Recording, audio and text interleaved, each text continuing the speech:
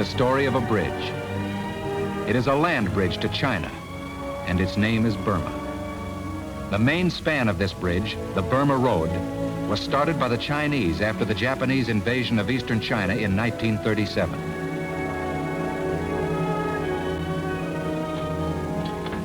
According to one eyewitness, it was scratched out of the mountains with fingernails.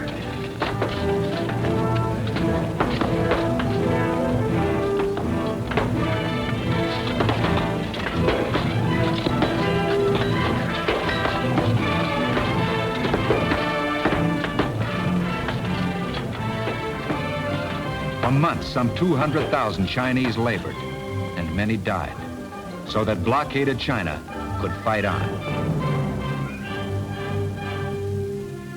Late in 1938, the road was completed, following the ancient trade route used in the Middle Ages by caravans bearing silk and jade, amber and ivory.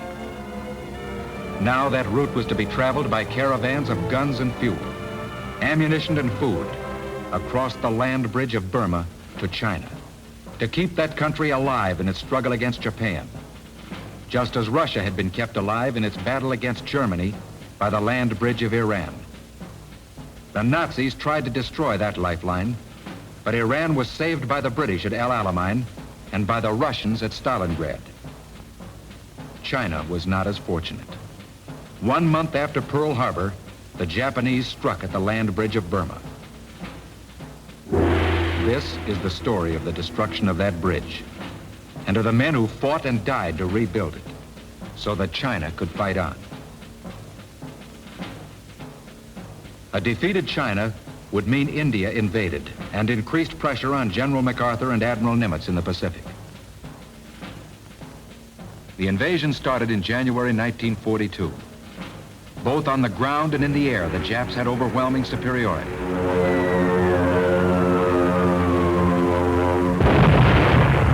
On the Allied side, General Alexander headed small forces of British, Indians, and Burmese, and General Stillwell commanded Chinese troops sent by Generalissimo Chiang Kai-shek.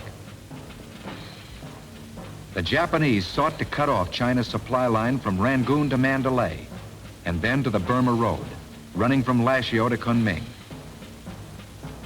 They struck from the border of Thailand toward the vital port of Rangoon. Chennault and his American volunteer group, the Flying Tigers, together with small units of the RAF, helped to hold off the advance. The Japs attacked Rangoon in force.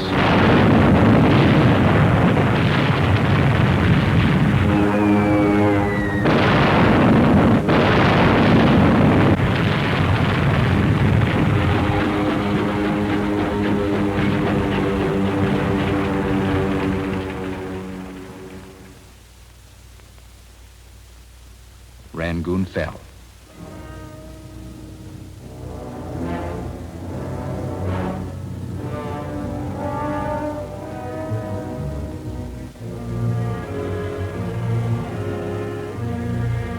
The enemy swept on to central Burma, along the road to Mandalay, where by air and ground, and with the aid of 5th colonists and looters, they destroyed that city.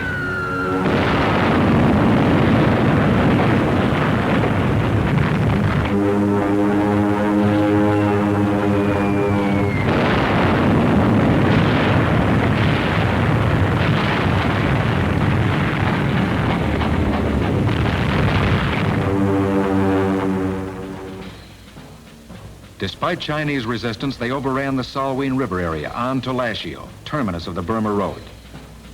By the end of April, they captured the strategically important town of Myitkyina. The Burma Road was cut. Thousands of refugees choked the roads as Alexander and Stillwell were forced to retreat with what was left of their armies.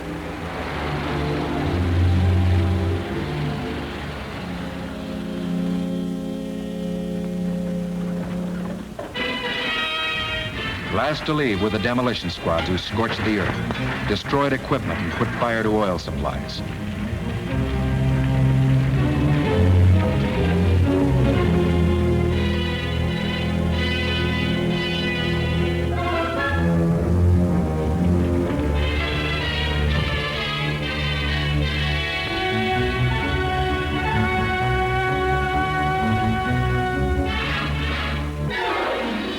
the Allies retreated, there joined with them an ever-growing mass of refugees, Burmese whose homes and lives had been shattered.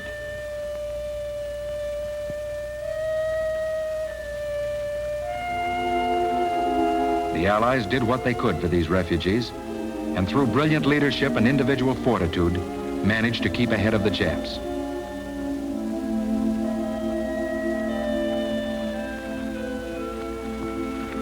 They retreated along elephant trails, through jungle, across rivers and mountains, to the safety of India.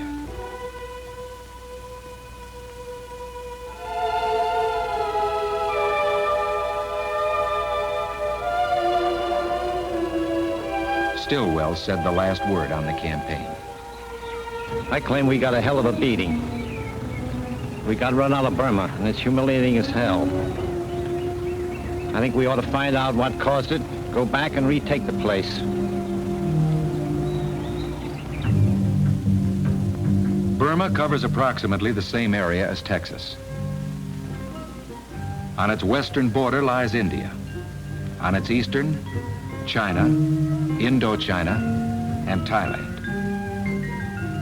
To many, Burma is a land of legend, a shrine of Buddhism with its pagodas, its fabled road to Mandalay, its colorful cities and villages, its strange and picturesque people.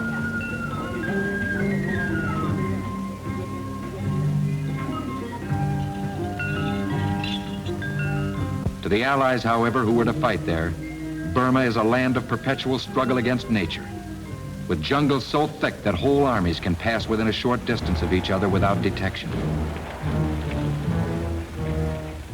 Wide and turbulent rivers that are almost impassable. Mountain barriers reaching their greatest height in the Himalayas, the highest range in the world. It's a land of extreme climate, intense cold, heat, and monsoon. Rainfall as great as anywhere on Earth.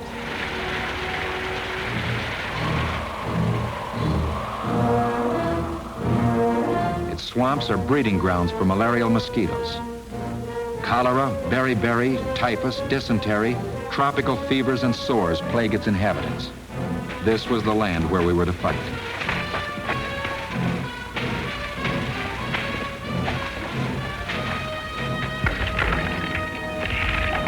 The task of reopening the land bridge of Burma was a tremendous one. General Stillwell's first act after the Japanese invasion was the formation of an American command, known as CBI, China, Burma, India.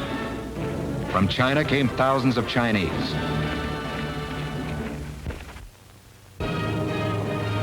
They were carried over the Himalayas by planes of the American Air Force to Ramgarh in India. Here under CBI, a huge training station had been started.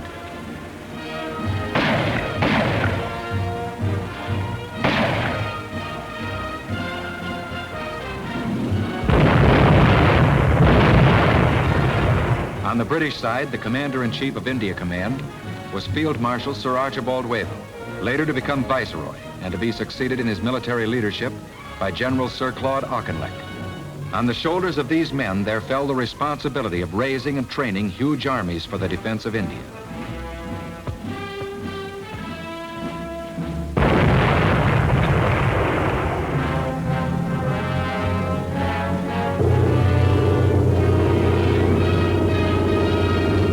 It wasn't long before India became a vast armed camp.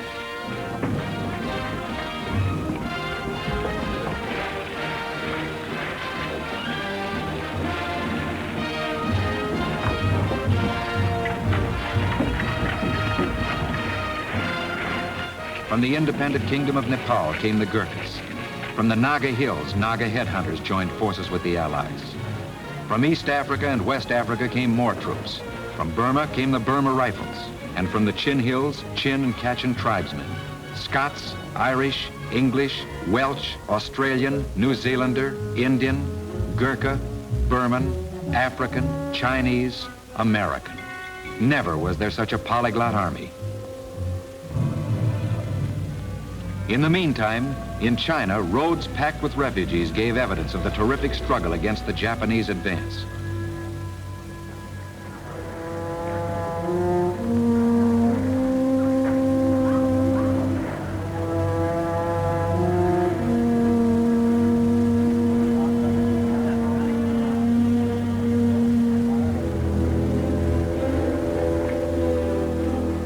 attempts to push through other trails.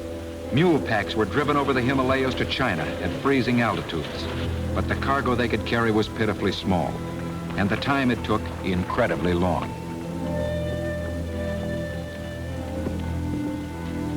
The first step was the construction of an air bridge across which supplies were to be flown by flyers of the American Transport Command, shuttling back and forth over what they called the hump.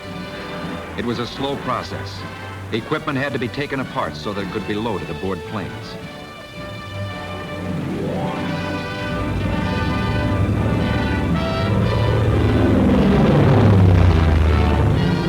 It was flown across Burma over the Himalayas to Kunming in China. Enemy interception, particularly from the important air base at Myitkyina, denied them a direct line and forced them north over a much higher route.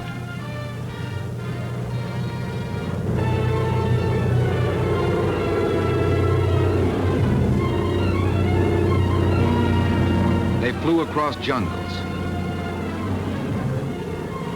through mist and fog,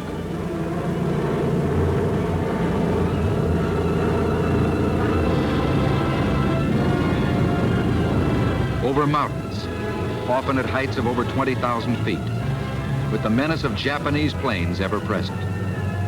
They made a sky bridge 525 miles long over the roof of the world and carried across in unarmed transport planes the vital supplies needed by the American and Chinese air forces and the Chinese armies. But it wasn't enough. There was still desperate need for a land bridge. So at the end of 1942, a road was started. The Ledo Road. Starting at Ledo in northern India, the plan was to drive through jungles, rivers, mountains, and Jap opposition to a juncture with the Burma Road. A supply route would then be forged from Calcutta to Ledo by rail, across the Ledo-Burma Road to Kunming, and thence to Chungking in China. Burma's mountains, rivers, railways, and highways extend from north to south. To push through this new road, the Allies would have to fight against the grain from west to east. The Ledo Road was begun by a handful of men facing a task that had been called impossible.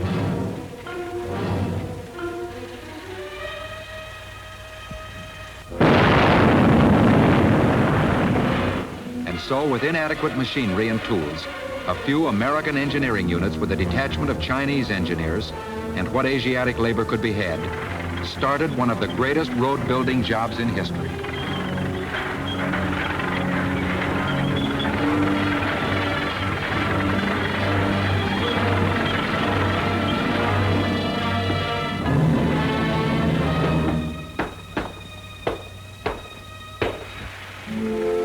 Again and again, they saw their work collapse as the monsoon washed away whole stretches, but the road inched along.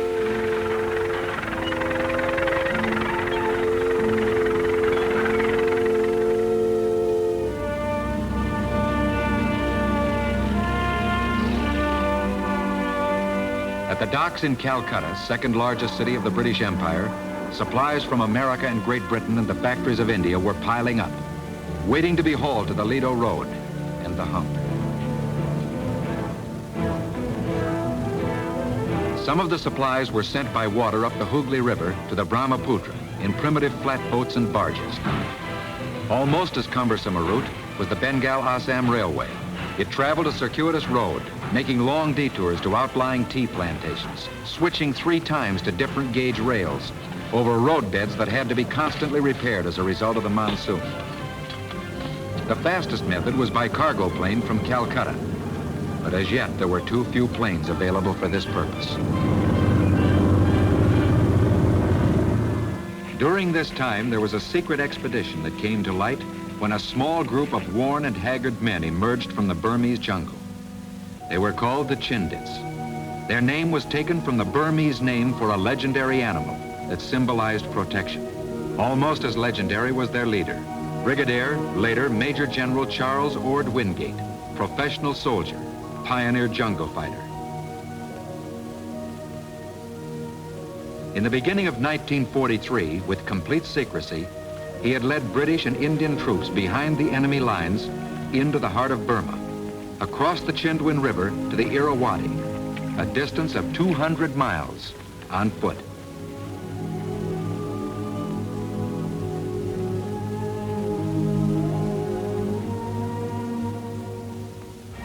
About this time, the first Quebec conference took place between Roosevelt, Churchill, and the American and British chiefs of staff.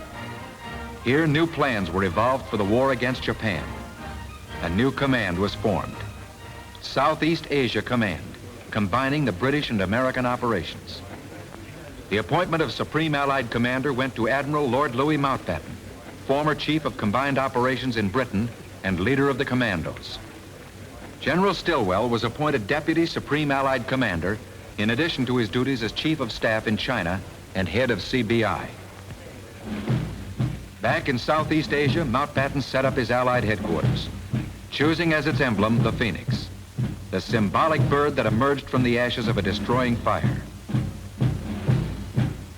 Meanwhile, on the Ledo Road, construction was progressing, with Colonel, later to become Major General Lewis A. Pick, in command of the engineers. The Ledo Road is going to be built, said Pick. Mud and rain and malaria be damned. As the bulldozers and tractors cleared away obstructions, Chinese infantry and artillery, trained by the American Army in Ramgarh, India, moved ahead to clear away enemy opposition.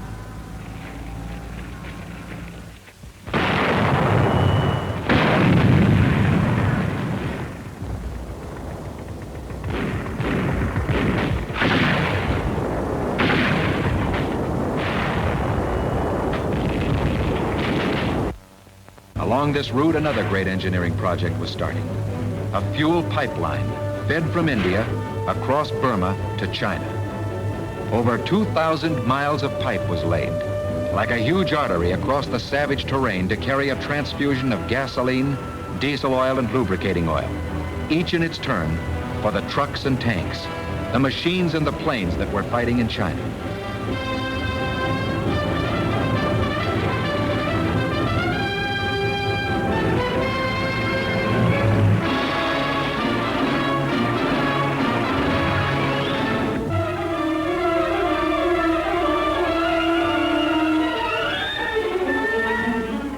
During this time, a campaign was being waged against another enemy in Burma, the enemy of disease, with its deadly spearhead, the malarial mosquito, which had taken a huge toll of the fighting men. It was necessary to cut these communication lines too.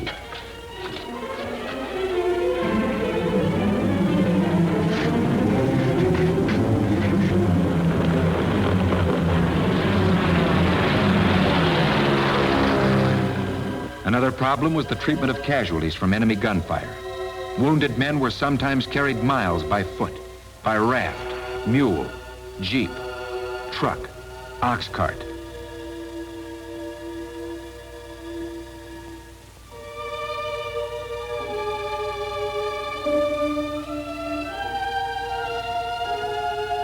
One of the great heroes of this campaign was Colonel Gordon Seagrave, formerly an American medical missionary who was with Stillwell on his retreat from Burma and went back to that country with a group of nurses of various native races and a series of mobile hospital units.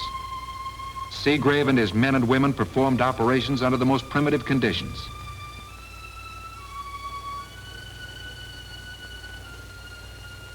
The conquest of disease made huge strides.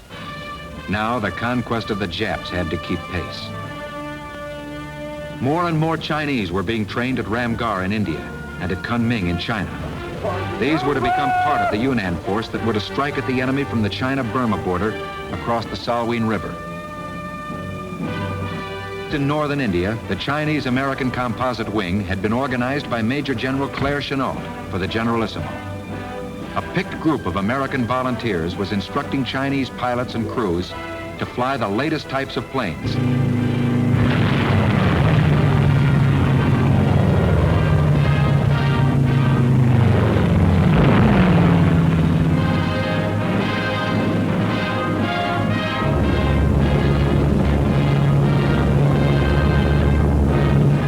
Base in India, Brigadier, later Major General Frank Merrill was training the Marauders, a force of experienced American jungle fighters sent to CBI by General Marshall.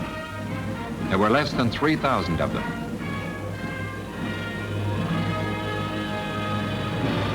At a secret airfield in Assam, planes and gliders assembled for another American unit, the 1st Air Commando Force, sent by General Arnold. It was commanded by Colonel Philip Cochran, known to millions as Flip Corkin in Terry and the Pirates, and by Colonel John Allison, formerly of the Flying Tigers. Cargo planes shuttled back and forth over the hump to China. Advanced troops in the Ledo Road drive were supplied from the air by the Troop Carrier Command. Supplies were carefully packed according to weight, size, and breakableness.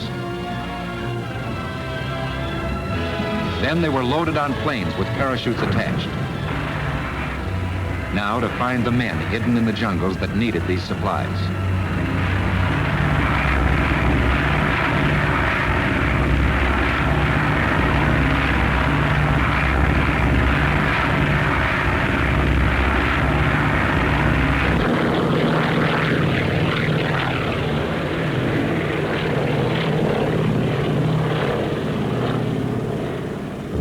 The Allied Air Force of British and Americans in the newly formed Eastern Air Command bombed and strafed Jap strongholds.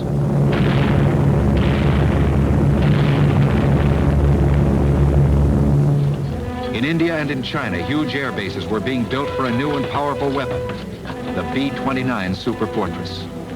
Thousands of Asiatic laborers, men, women, and children, used whatever tools they could find, no matter how primitive.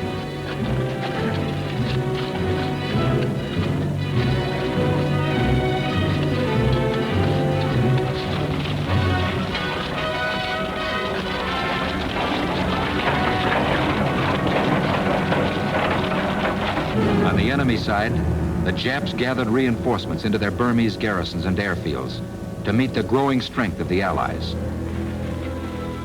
In China, the struggle continued. The reopening of the land bridge had to be accomplished.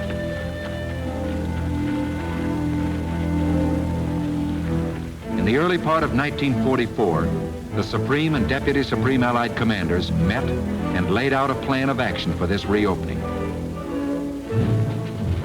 The British Indian 14th Army in the Arakan, in order to hold the southern front more effectively, was to extend its frontier lines down the Akyab Peninsula. Simultaneously, Stillwell's Ledo forces of Americans and Chinese were to speed up the Ledo Road campaign with a drive on the strongholds of Mogong and Myitkyina. To aid in this purpose, the American Marauders, led by Merrill, were placed under Stillwell. A third coordinating operation was a penetration from the air, in which Wingates British and Indian Chindits were to be flown into the heart of Burma to land behind and cut enemy supply lines. For the fourth and last phase of the plan, the Chinese Yunnan force would strike from the China-Burma border across the mountains and jungles of the Salween River area in order to reopen the Burma Road for a juncture with the Ledo Road. Now the plans were laid, and the stage set for the reopening of the Burma land bridge. The first step was taken on the Arakan front, when the 14th began its march down the Akyab Peninsula. The Army moved rapidly toward the towns of Mongdaw and Buthadong.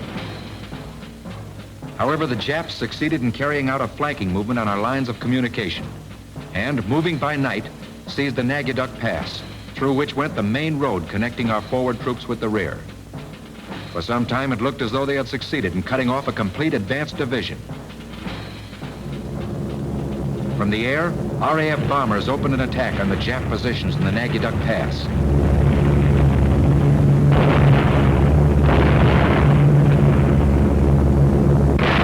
Meanwhile, the 7th Indian Division, using tanks for the first time in this campaign, attacked the same objective in that vital pass.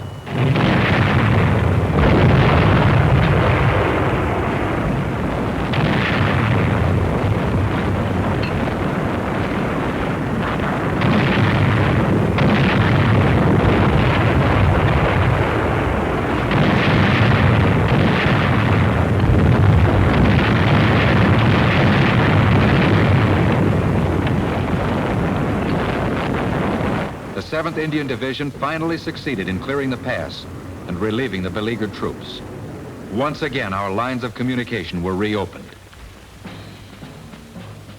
By the time the monsoon broke on the southern front in June, The 14th Army had destroyed nearly 7,000 of the Japs' finest troops, and it extended Allied lines to form a powerful defense block. The second blow for the reopening of the land bridge was struck by the Ledo force in an offensive to push the Ledo Road through Mogong to Michinaw. To aid in the drive on Michinaw, the American Marauders acted as a flanking force, harassing the enemy in a series of left hooks. These Marauders were seasoned jungle fighters, veterans of Guadalcanal, New Britain, and New Guinea. Men gathered together by a message which read, "The President of the United States has called for volunteers from experienced jungle troops for a dangerous and hazardous operation somewhere."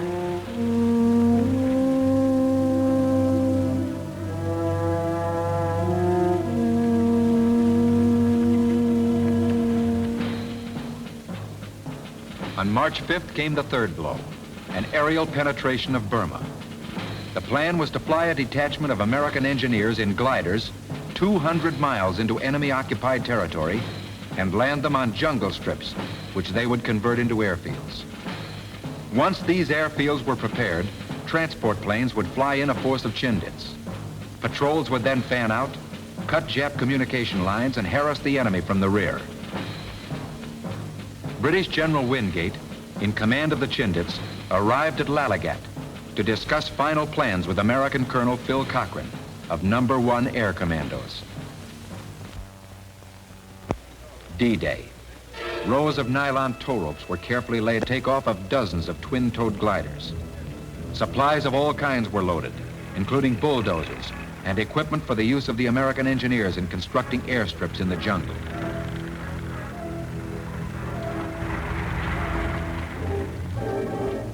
The pilots and crews gathered to hear final instruction from Colonel Cochran. Now, is there anything anybody doesn't know? If there is, let's get it straight now. Okay, now just before I came over here, I had our final meeting with the British ground troops that you're going to take in there tonight. And I talked to the guy that's got the red flare that you know is going to be shot off if there's too much interference with the first few gliders that land. And he tells me that that flare's in an awful deep pocket and it's going to take somebody an awful lot of finding to get at it. So, if those guys have got that kind of heart and they got that kind of guts, it's up to us to get them in there so they can do their job and get them in right. Now tonight, your whole reason for being, your whole existence is going to be jammed up into a couple minutes, and you're just going to balance it there, and it's going to take your character to bring it through. Now, nothing you've ever done before in your life means a thing. Tonight, you're going to find out you've got a soul. Good luck. The transport stood ready for takeoff. Gliders were lined up. Suddenly, there appeared in the sky above a plane returning from a last-minute reconnaissance flight. Something was wrong. Photos revealed that the main field was hopelessly obstructed. Tree trunks and logs had been strewn over it so that glider landings on this field were impossible. The troops waited for Cochran and Wingate to make a decision. It wasn't long in coming. Within 15 minutes, they were climbing into the gliders. An alternative strip known as Broadway was now to be the main airbase. At dusk, the first planes took off, each transport towing twin gliders.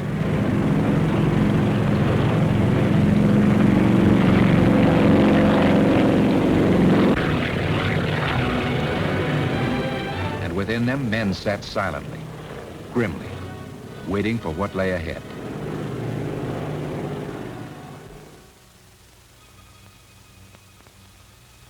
When the sun rose over Broadway, it revealed a field littered with wounded gliders. There were wounded men, too, and some beyond wounds.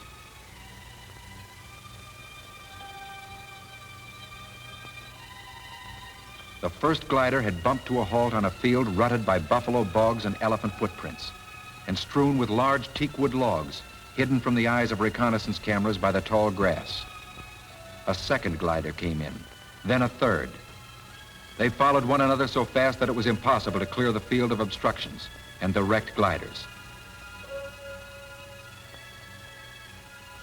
The wounded were tended on the field. Patrols fanned out through the jungle to give protection to the small band of engineers and wounded. They buried their dead in the Burmese jungle. Their Burmese padre read the last rites, and his words mingled with the sound of bulldozers and tractors leveling the field for the arrival that night of the first flight of transports, carrying the remainder of the airborne troops. By that afternoon, the engineers had completed their work. Broadway was open for business.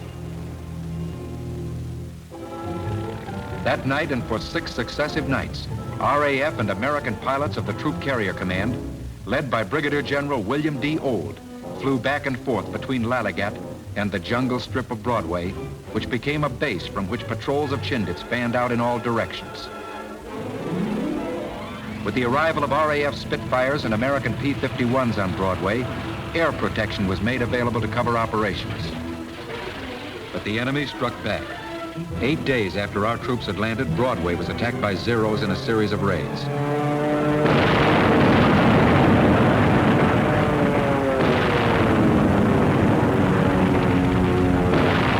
American and British planes landed and took off within close range of the Japs. The enemy succeeded in capturing the far end of the field, but were held there by Allied ground and air fighters, their wings armed with bazookas.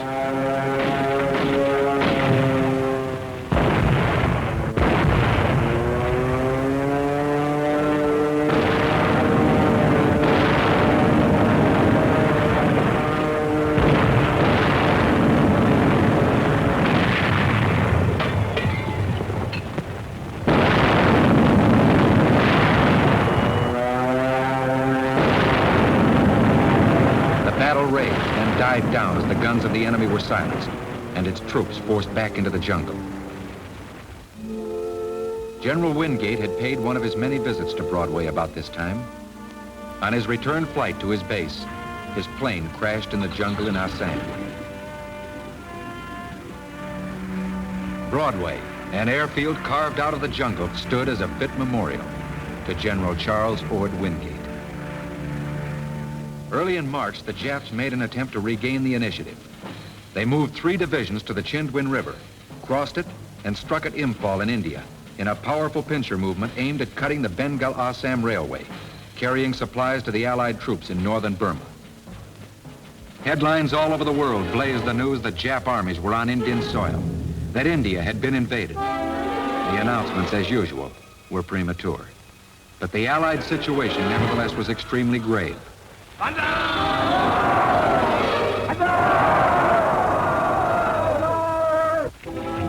Reinforcements were desperately needed. Once again, transports of the American Troop Carrier Command were called in.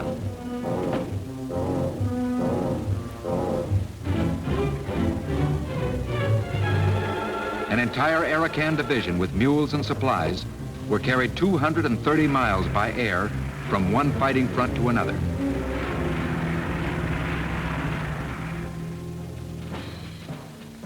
By the beginning of April, one Japanese force was 8 miles from Imphal, while another had advanced on Kohima. They cut the roads surrounding Kohima, including the Manipur Road, the 14th Army's main supply line. At Kohima, a small hill station, a garrison of British and Indian infantry dug in and held on to a hill position overlooking the town.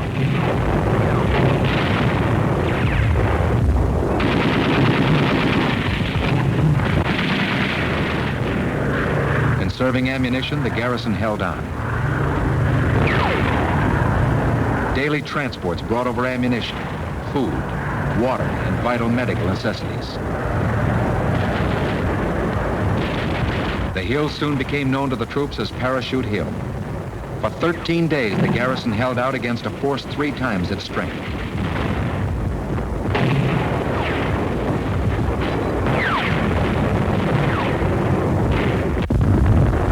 Slowly, relieving forces began to arrive.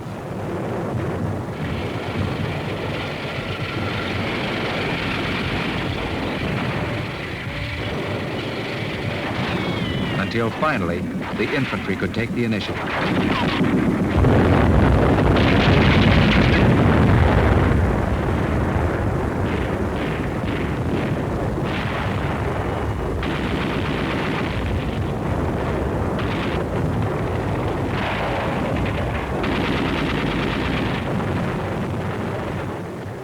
The Jap had suffered a costly defeat.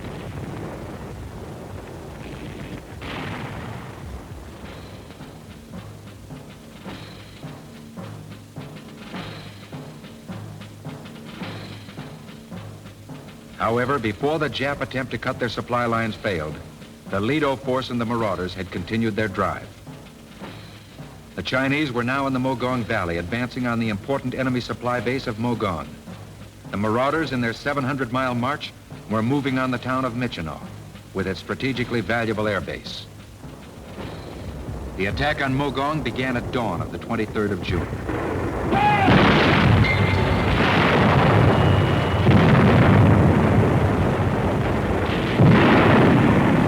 The Chinese forces advanced from the north.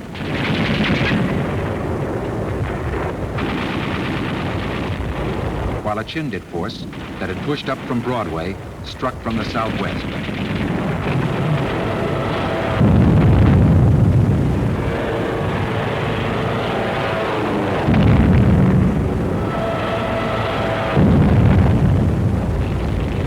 By the second day, the railway station was occupied. Then, on the third day, the Chinese and Chindit forces linked up.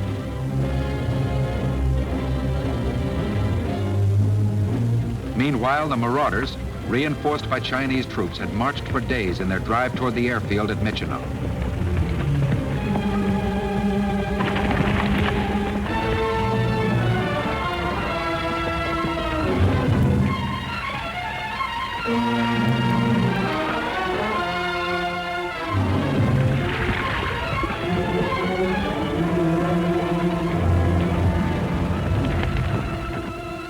The enemy was apparently taken by surprise and withdrew to the town 2 miles east.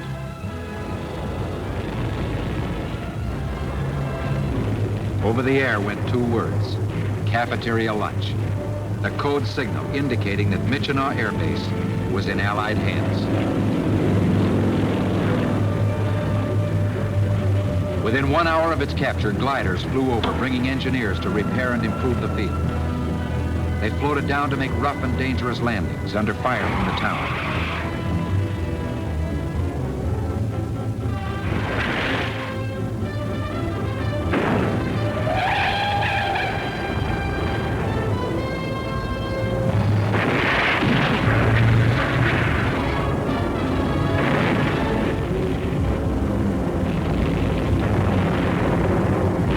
The engineers went to work as Chinese troops manned defense positions around the field.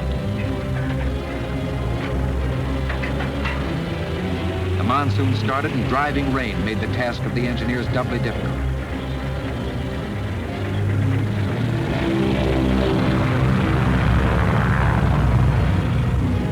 Stillwell arrived for a conference with Merrill.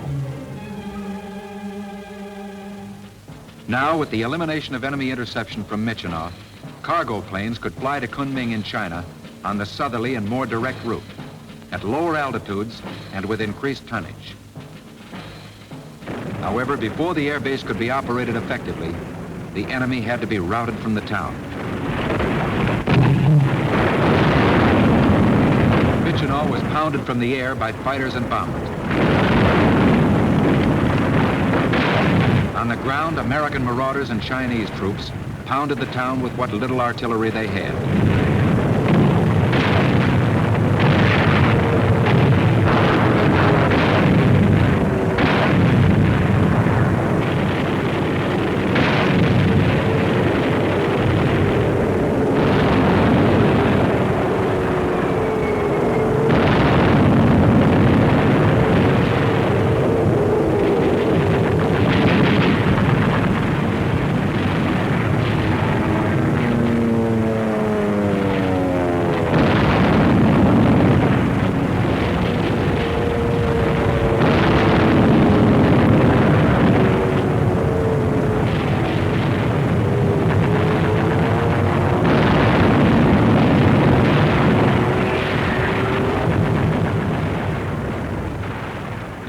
Siege, 78 days, which finally ended in the complete destruction of the Jap forces defending the town.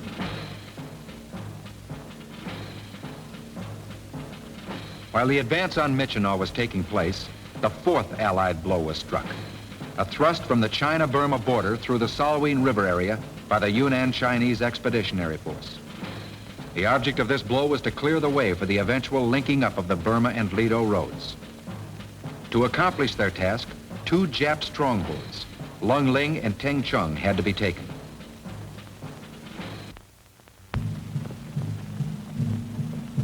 On the morning of May 11th, the offensive started. 5 Chinese columns, together with a U.S. Army operations staff, crossed the Salween River.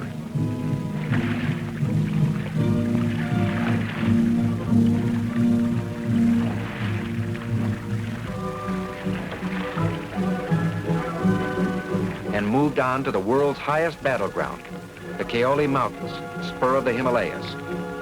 For days, they struggled up precipitous slopes until they sighted one of their goals, Teng Chung. The siege began.